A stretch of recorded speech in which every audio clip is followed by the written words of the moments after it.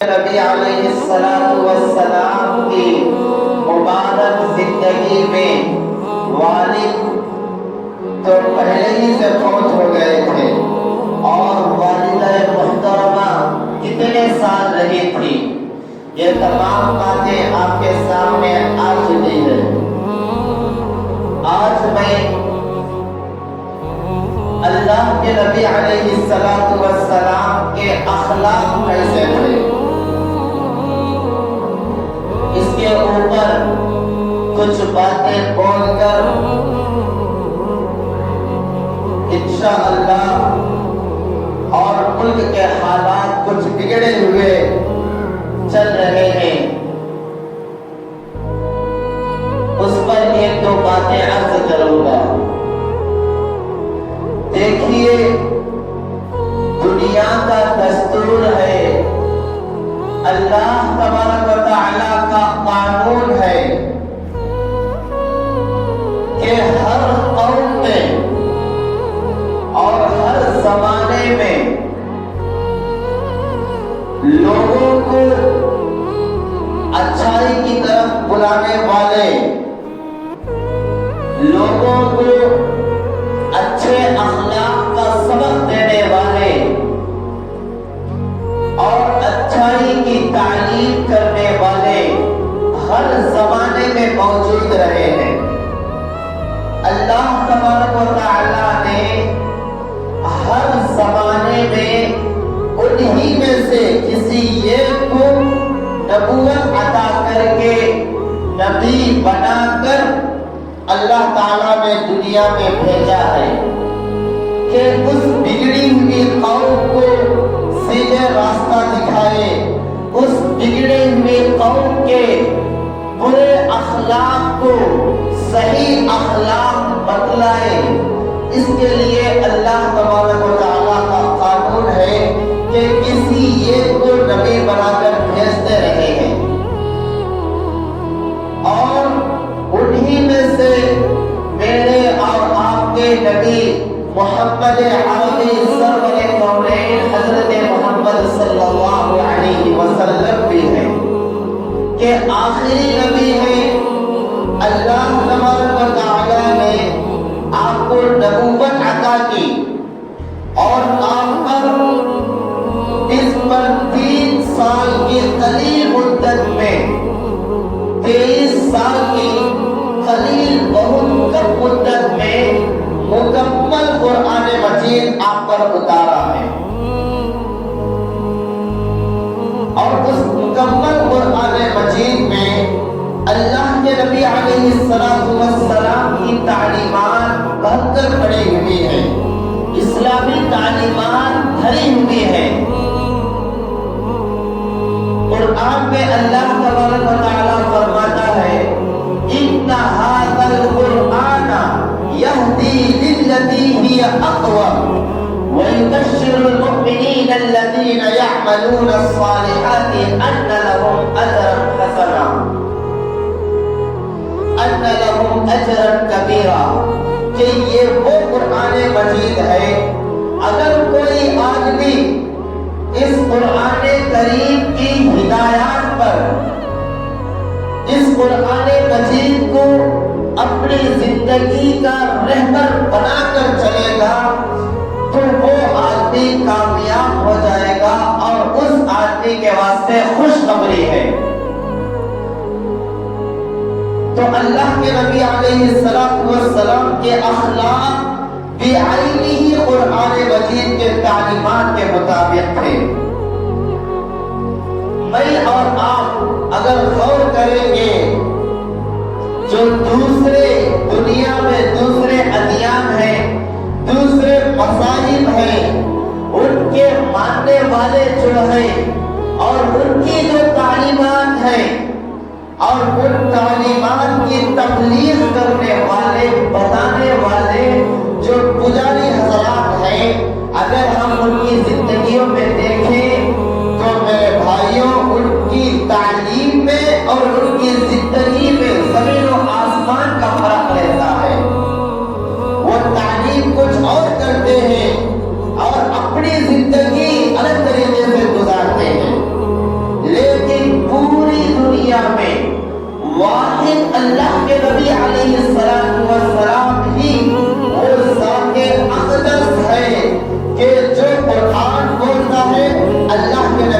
अलैहिस्सलाम वही करते हैं, अपनी मनमानी नहीं करते हैं। अल्लाह के नबी अलैहिस्सलाम जो कुरान कहता है, जो अल्लाह के नबी के तालीमात कहते हैं, वही अल्लाह के नबी अलैहिस्सलाम के अखलाक है। देखिए हजरत अनस बिन मालिक रज़ी अल्लाहु अन्हु का बयान है। अनस बिन मालिक रज़ी अल्लाहु अन्हु ये वो मुबारक सहाबी हैं कि इन्होंने मुकम्मल 10 साल अल्लाह के नबी अलैहिस्सलाम की खिदमत की है।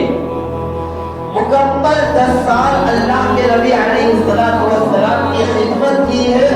और हजरत अनस बिन मालिक रज़ी अल्लाहु अन्हु का बयान है कि 10 साल में अल्लाह के नबी ने कभी भी मुझे ये नहीं फरमाया कि तुमने ऐसा क्यों किया और तुमने ऐसा क्यों नहीं किया। 10 साल के अंदर अल्लाह के नबी ने अपने खादिम हजरत अनस बिन मालिक रज़ी अल्लाहु अन्हु को ये नहीं फरमाया कि तुमने क्यों किया क्यों नहीं किया, यानी डांटा नहीं है। इससे मालूम होता है कि अल्लाह के नबी अलैहिस्सलाम के अखलाक कितने अच्छे थे। खुद अल्लाह के नबी अलैहिस्सलाम फरमाते हैं, इन्नमा बुइस्तु लिउतम्मिमा मकारिमल अखलाक, कि मैं भेजा ही इसलिए गया हूँ कि मैं अखलाक की तकमील करूँ और जो आला दर्जे के अखलाक है उसको आप हजरात के सामने लाकर पेश करो। भेजा ही इसीलिए गया हूँ। और हजरत अनस बिन मालिक रज़ी अल्लाहु अन्हु अल्लाह के नबी अलैहिस्सलाम की जो 10 साल खिदमत किए हैं, अगर अल्लाह के हजरत अनस बिन मालिक रज़ी अल्लाहु अन्हु को छोड़कर हम देखें, खुद अल्लाह के नबी अलैहिस्सलाम की रफीक़े हयात, रफीक़े सफर, जिंदगी के हम सफर अपनी जान हजरत आयशा सिद्दीक़ा रज़ी अल्लाहु अन्हा फरमाती है कि अल्लाह के एक मर्तबा चंद सहाबाए किराम रिज़वानुल्लाहि अलैहिम अजमईन हजरत आयशा की खिदमत में हाजिर हुए और अर्ज किया कि अल्लाह के नबी अलैहिस्सलाम के अखलाक बताइए, अल्लाह के नबी के अखलाक क्या थे बताइए। तो अपनी जान हजरत आयशा सिद्दीक़ा रज़ी अल्लाहु अन्हा फरमाती है कि मैंने उन सहाबा से फरमाया, क्या तुम कुरान नहीं पढ़ते हो, क्या तुम कुरान नहीं पढ़ते हो? तो सहाबा ने अर्ज किया, क्यों नहीं, हम कुरान पढ़ते हैं। तो अपनी जान हजरत आयशा सिद्दीक़ा रज़ी अल्लाहु अन्हा ने फरमाया कि मुकम्मल कुरान मेरे नबी के अखलाक है। मुकम्मल कुरान, सारे का सारा कुरान मेरे नबी के अखलाक है, यानी जो कुरान में है वो अल्लाह के नबी की जिंदगी में है, जो कुरान में नहीं है वो अल्लाह के नबी अलैहिस्सलाम की जिंदगी में नहीं है। इसीलिए तो हम मुसलमानों का ये दावा है कि जो अल्लाह के नबी अलैहिस्सलाम पैदा हुए थे तो इतनी जहालत थी कि जिसका अंदाजा नहीं किया जा सकता था। और अल्लाह के नबी अलैहिस्सलाम की पैदाइश के जमाने में, नबूवत के जमाने में अखलाक की बात करना, जंगल में खुतबा देना दोनों बराबर है। इतनी जहालत थी कि जिंदा लड़कियों को मां दफना दिया जाता था, ना बीवी के हुकूक को पूरा किया जाता था, ना माँ बाप के हुकूक को पूरा किया जाता था, बात बात पर लड़ी हुआ करती थी। ऐसे पुरखतर माहौल में और इतनी जहालत के अंदर अल्लाह के नबी अलैहिस्सलाम पैदा हुए और 23 साल की कलील मुद्दत में पूरी दुनिया का काया पलट दिया, पूरी दुनिया का काया पलट दिया। और 23 साल की कलील मुद्दत में अल्लाह के नबी अलैहिस्सलाम जो मक्के के बड़े बड़े कुफार थे, जो मक्कतुल मुकर्रमा के बड़े बड़े शराबी थे, बड़े बड़े जानलेवा थे, उनको राह रास्त पर लेकर आ गए, उनको کو راہ راست پر لے کر آئے. تبھی تو ہم مسلمانوں کا دعویٰ ہے کہ ہمارا اسلام جو 23 سال کی قلیل مدت میں پوری دنیا میں جو پھیلا ہے یہ تلوار کی زور سے نہیں بلکہ اخلاق کریمہ کے شور سے پھیلا ہے.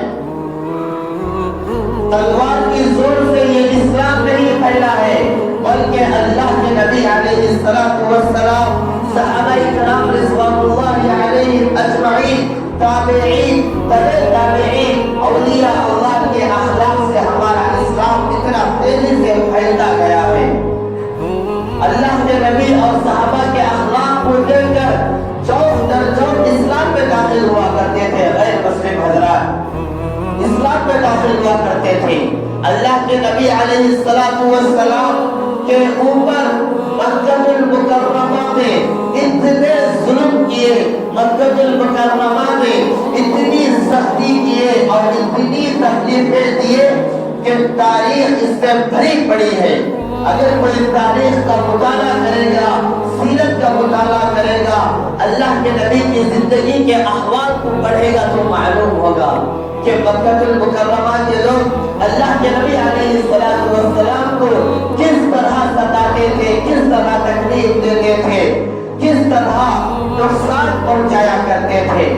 جب مکہ المکرمہ فتح ہوا, اللہ کے نبی علیہ السلام کے پاس 10,000 کا لشکر ہے. 10,000 صحابہ ننگی تلواریں لے کر کھڑے ہوئے ہیں اور اللہ کے نبی علیہ السلام کے صرف ایک اشارے کے دیر تھی کہ وہ 10,000 تلواریں کفار مکہ کے اوپر چل جاتی تھی. جو تمام جنگوں میں, جنگ بدر میں, جنگ خندق میں, جنگ احد میں اور جنگ تبوک میں, تمام جنگوں میں جو سردار اللہ کے نبی علیہ السلام کے خلاف تھے وہ تمام کے تمام اللہ کے نبی علیہ السلام کے سامنے کھڑے ہوئے ہیں.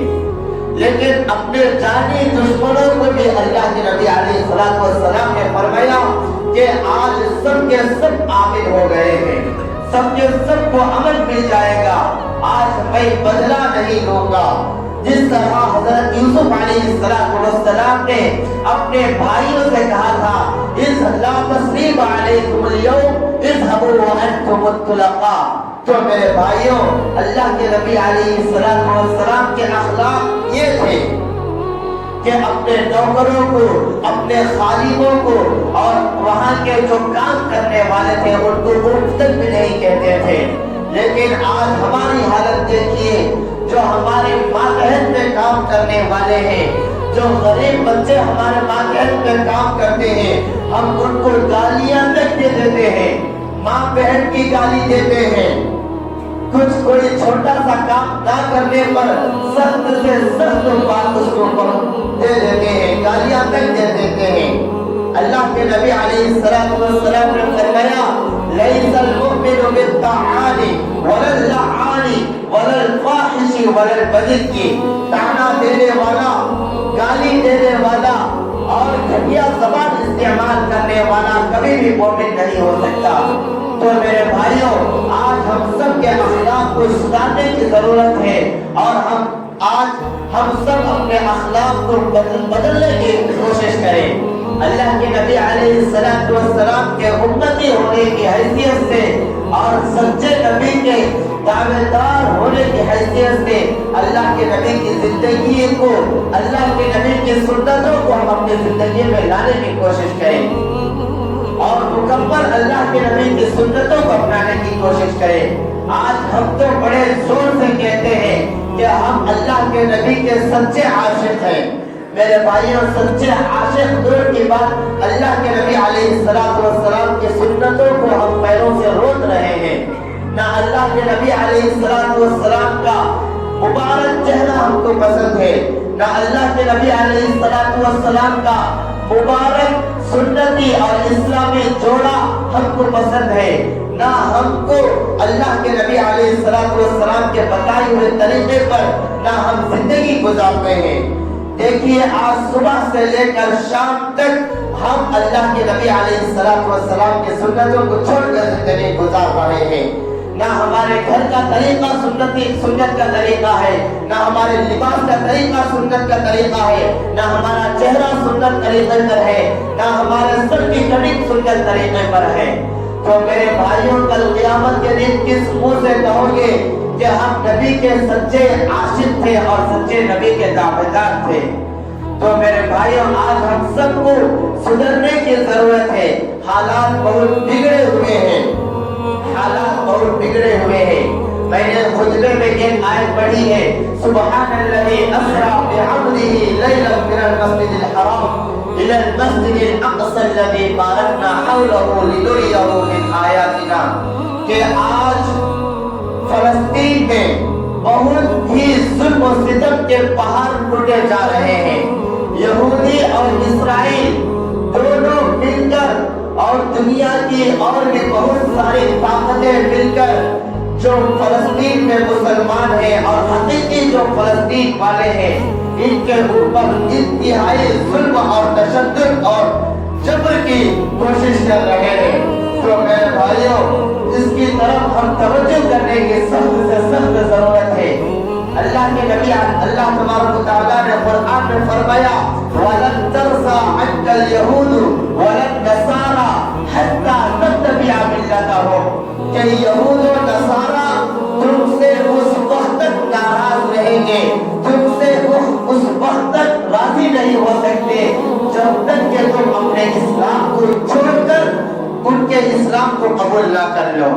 اگر تم اپنے اسلام کو چھوڑ کر ان کے اسلام میں چلے جاؤ گے تب وہ آپ سے راضی ہو جائیں گے۔ وَلَن تَرْضَىٰ عَنكَ الْيَهُودُ وَلَا النَّصَارَىٰ حَتَّىٰ تَتَّبِعَ مِلَّتَهُمْ۔ مسجد اقصی کے اوپر آج یہودیوں نے قبضہ کر رکھا ہے۔ مجھے بتائیے کیا ہماری مسجد نہیں ہو مسجد اقصی؟ مسجد اقصی بیت المقدس اللہ کے نبی علیہ السلام تمام انبیاء کا مسکن ہے۔ اللہ کے نبی علیہ السلام کو جو امام الانبیاء کا لقب ملا ہے وہ مسجد اقصی میں امامت کرنے کی وجہ سے اللہ کے نبی علیہ السلام کو ملا ہے۔ اللہ کے نبی علیہ السلام نے صحابہ سے فرمایا کہ جو مسجد اقصی میں بیت المقدس میں نماز پڑھے گا وہ دیگر مسجدوں میں نماز پڑھنے سے 1000 نمازوں کا برابر ثواب ملتا ہے۔ اگر دوسری مسجدوں میں ایک نماز پڑھیں گے تو 1 نماز کا ثواب ملے گا، وہی نماز مسجد اقصی بیت المقدس میں پڑھیں گے تو میرے بھائیوں 1000 نمازوں کا ثواب ملے گا۔ آج اس مسجد اقصی کے اوپر یہودی اور نصرانی کا قبضہ ہو چکا ہے، تو آج ایسے حالات میں ہمارے علماء کرام نے فرمایا ہے کہ ہم جہاں تک ہو سکے ان کے خلاف ورزی کریں، یہودیوں کے خلاف ورزی کریں، اور جو دشمن ہے اسلام کے ان کے خلاف ورزی ہم جہاں تک ہو سکے کریں۔ اپنی اجتماعی دعاؤں میں بھی اور انفرادی دعاؤں میں بھی یہود و نصارہ کے نیست و نابود ہونے کے واسطے دعا کرتے رہے۔ اللہ تبارک و تعالیٰ نے فرمایا یا ایھا الذین آمنوا لا تتخذوا اليہود والنصارى اولیاء، کہ اے ایمان والو کبھی بھی تمہارے یہود اور نصارہ تمہارے دوست نہیں بن سکتے۔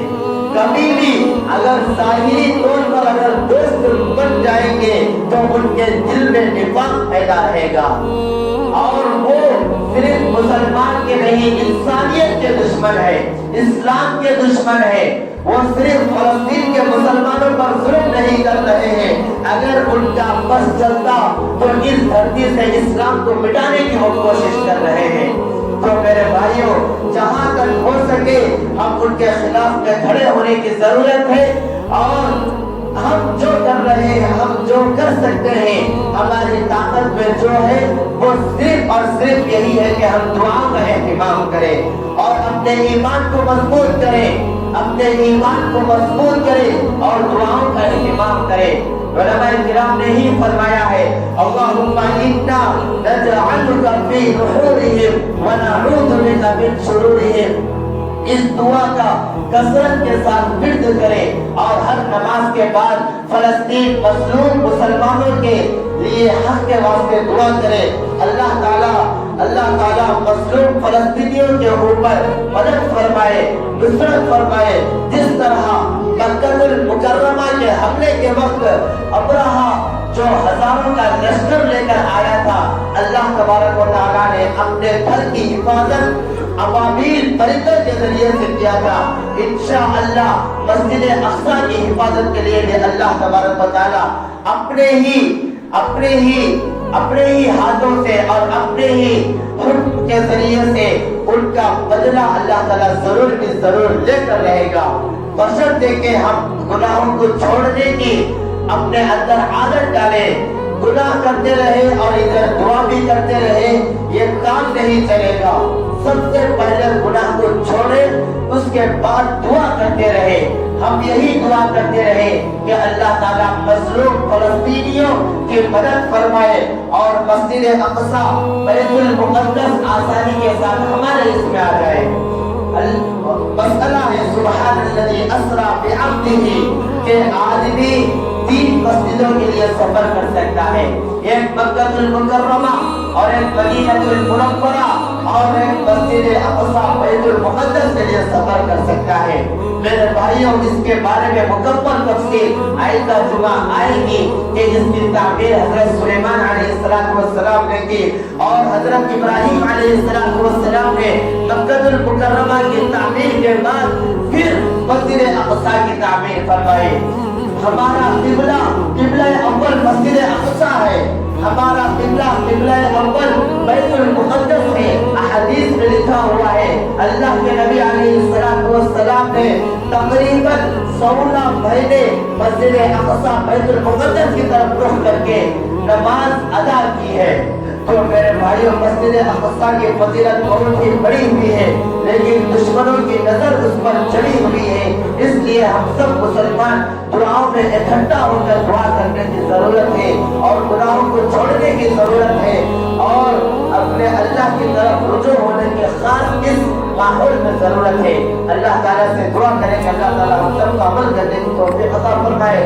آمین وآخر الدعوانا الحمدللہ رب العالمین۔ جو حضرات سنت نہیں پڑھے سنت